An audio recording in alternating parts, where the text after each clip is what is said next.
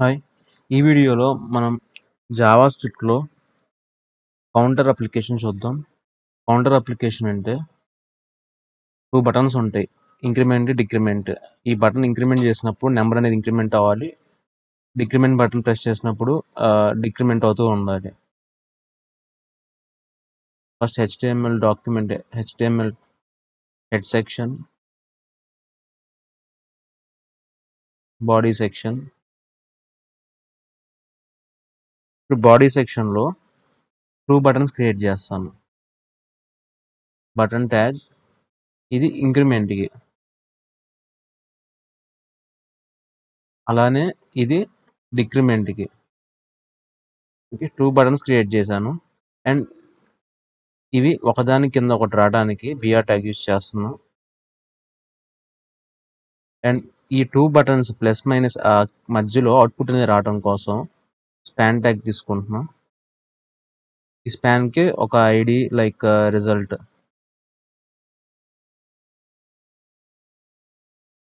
తీసుకొని దీనికి ఇక్కడ కూడా బిఆర్ ట్యాగ్ యూజ్ చేస్తాను ఒకదాని కింద ఒకటి రావడం కోసం. సో ఇలా 2 బటన్స్ క్రియేట్ చేశా. ఇప్పుడు ఈ ప్లస్ అనేది బటన్ క్లిక్ చేసినప్పుడు ఇక్కడ నెంబర్ అనేది అవుట్పుట్ ఇంక్రిమెంట్ అవుతూ ఉండాలి. ఎన్నిసార్లు క్లిక్ చేస్తే అన్నిసార్లు ఇంక్రిమెంట్ అవ్వాలి.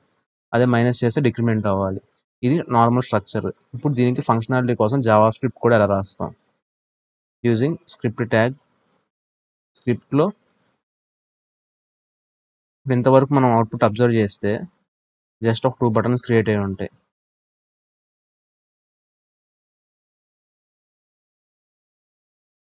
జస్ట్ ఒక ప్లస్ మైనస్ 2 బటన్స్ క్రియేట్ అయి ఉన్నాయి. ఓకే. ఇప్పుడు స్క్రిప్ట్లో ఏంటి ప్లస్ అనేది క్లిక్ చేస్తే అవుట్పుట్ అనేది ఇంక్రిమెంట్ అవ్వాలి. అయితే ఫస్ట్ అసలు n ఈక్వల్ టు ఒక వేరియబుల్ ఇనిషియల్ 0 తీసుకుంటా. సో ఇనిషియల్ 0 ఉండిద్ది.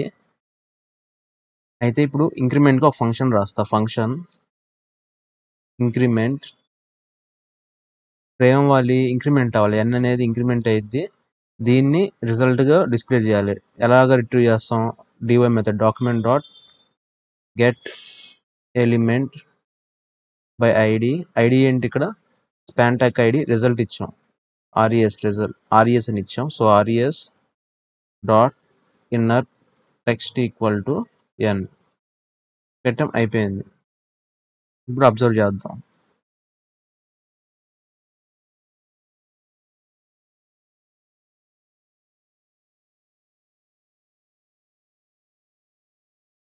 సో ఇక్కడ మనం క్లిక్ చేసిన వర్క్ అవ్వదు. ఎందుకని ఇక్కడ ఆన్ క్లిక్ అనేది ఇవ్వలేదు. ఆన్ క్లిక్ ఫంక్షన్ కాల్ చేయాలి. On click equal to increment ఈ ఫంక్షన్ కాల్ చేసాం.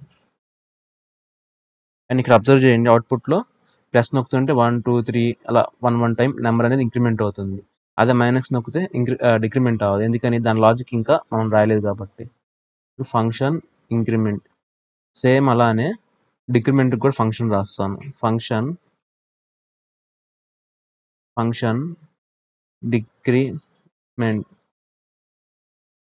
ఇక్కడ ఏం చేయాలి n మైనస్ చేయాలి. Document dot get element by ID చేసిన తర్వాత వాల్యూని మళ్ళీ ప్రింట్ చేయాలి. డిస్ప్లే చేయాలి కాబట్టి n వాల్యూని inner text get element by ID use చేసి రిజల్ట్ని రిట్రీవ్ చేసి inner text equal to n value పెడతాం. సో ఈ విధంగా ఇదేమో ఇంక్రిమెంట్కి ఫంక్షన్, ఇదేమో డిక్రిమెంట్కి ఫంక్షన్. ప్లస్ బటన్ క్లిక్ చేసినప్పుడు ఇంక్రిమెంట్ ఫంక్షన్ కాల్ అయ్యిద్ది. ఇప్పుడు మైనస్ బటన్ క్లిక్ చేసినప్పుడు on click equal to decrement function call అయ్యిద్ది. డిక్రిమెంట్. సో ఇక్కడ ప్లస్ క్లిక్ చేస్తే 1 2 3 4 5 6 అలా ఇంక్రిమెంట్ అవుతుండేది. ఇక్కడ మైనస్ క్లిక్ చేస్తే 5 4 3 2 1 0 మళ్ళీ మైనస్ క్లిక్ చేస్తే -1 అలాగా. అదే ప్లస్ నొక్కితే 1 0 1 2 3 4 5 ఇలా. సో ఇది జావా స్క్రిప్ట్లో కౌంటర్ అప్లికేషన్. సో మీ అందరికి అర్థమయ్యే ఉండిద్ది. సింపుల్గా 2 బటన్స్ క్రియేట్ చేయాలి. మధ్యలో ఒక స్పాన్ ట్యాగ్ రిజల్ట్ ప్రింట్ చేయడం కోసం 2 చిన్న ఫంక్షన్స్ ఇంక్రిమెంట్లో ఒక వేరియబుల్ తీసుకుని దాన్ని ఇంక్రిమెంట్ చేస్తాం. డిక్రిమెంట్ అంటే మైనస్ చేస్తాం. ఇనిషియల్గా 0 తీసుకున్నాను. ఇది చిన్న కౌంటర్ అప్లికేషన్. దీన్ని డిజైనింగ్ ఎలా చేయొచ్చు బటన్స్ని హైట్ విడ్త్ లా కూడా డిజైనింగ్ చేయొచ్చు. ఎలా CSS ఇంటర్నల్గా ఎలా రాస్తాం స్టైల్ ట్యాగ్లో రాస్తాం. ఇప్పుడు ఒక బటన్స్ని డిజైన్ చేయడం కోసం సో బటన్స్ అనేవి డిజైన్ చేయడానికి క్లాస్ సెలెక్ట్ యూజ్ చేసి .bt అనే క్లాస్లో బటన్ హైట్ ఇస్తాను. హైట్ వచ్చేసరికి ఒక 80 పిక్సెల్స్ ఇస్తాను. అండ్ విడ్త్ ఒక 100 పిక్సెల్స్ ఇస్తాను.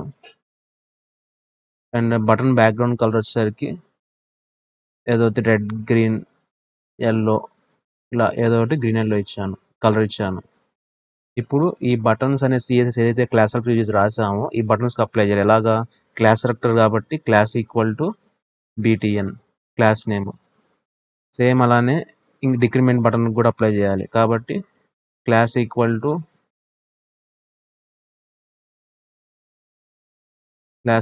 To BTN. సో ఇలాగా చేస్తే 2 బటన్స్ అనేవి వచ్చినాయి. అండ్ ఇక్కడ ప్లస్ మైనస్ ఇవి ఉన్నాయి కదా, వాటి కలర్స్ కనుక వైట్లో చేంజ్ చేయాలంటే సేమ్ ఇక్కడ నార్మల్ కలర్ ఇవ్వాలి. కలర్